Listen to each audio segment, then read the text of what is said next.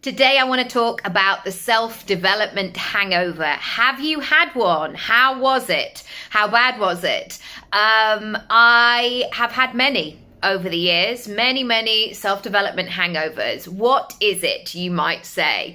Well, as somebody who is a constant learner, I've done all the things, the memberships, the masterclasses, the courses, the one-day events, the 3-day seminars, the retreats, all of it.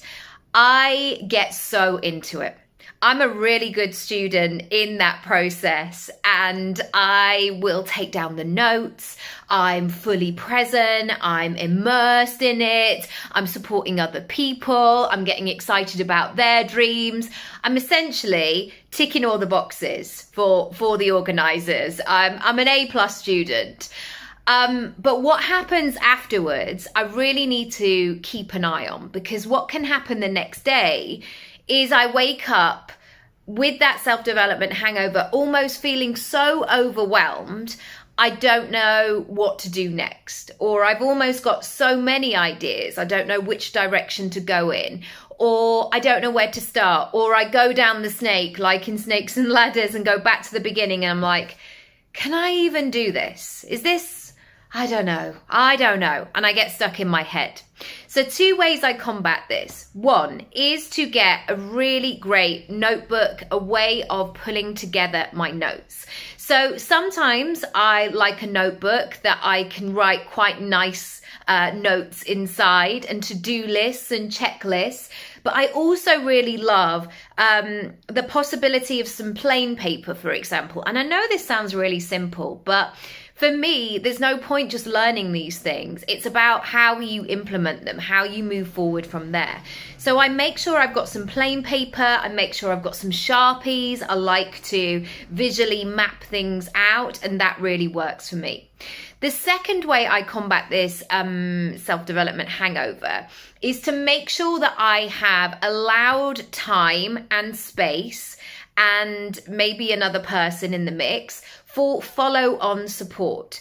Now, what I mean by this is the next day, for example, if I've just been on a 3-day course, the day 4, I don't want to just be like, right, I've got to go at my desk, I've got to be doing all these things, I've got to be commuting across London.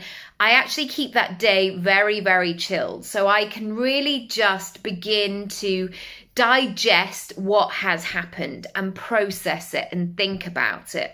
I also make sure that I'm really clear about what's going to be the first thing that I do. So sometimes this is just a case of just pick one, Raby. Any of them, any you like, just pick one. Because otherwise what can happen is if I stay in the indecision of like, I don't know which to pick, guess what? I don't pick any of them. So I make sure that I pick one and I build that momentum quickly. Meaning what happens then is I am telling my brain, hey, that course you went on or that thing that you did, it's really working because look, you're already implementing, even if that thing is really simple. And another thing that I might do in this is I pay for the one-on-one support. So quite often when I go to these courses, there might be a strategy session attached to it. So I allow that bespoke support to come in to really support where I go next. And that's why I always do that in my one-to-one packages, because for me, I know that feeling. I've been the client time and time again.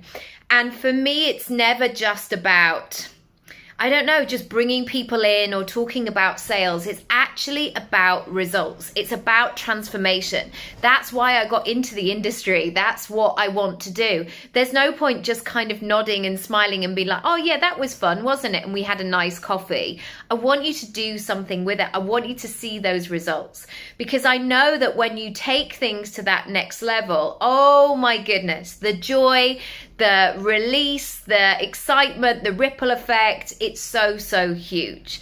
So If you are looking for that continuation, as in you want to learn with me, you want to strategize with me, but you actually want to do something as well, not just keep learning, have a look at my Work With Me page, because that could be a really great starting point for you.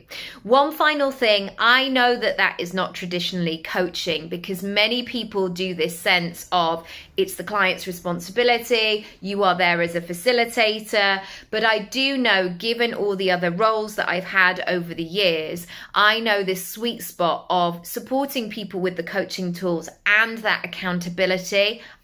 It's golden. If you want to find out more, go to my Work With Me page. I would love to support you. Let's set up a chat. Let's set up a conversation and get things moving and explore where you might want to go next. Lots of love, and I'll see you soon. Bye.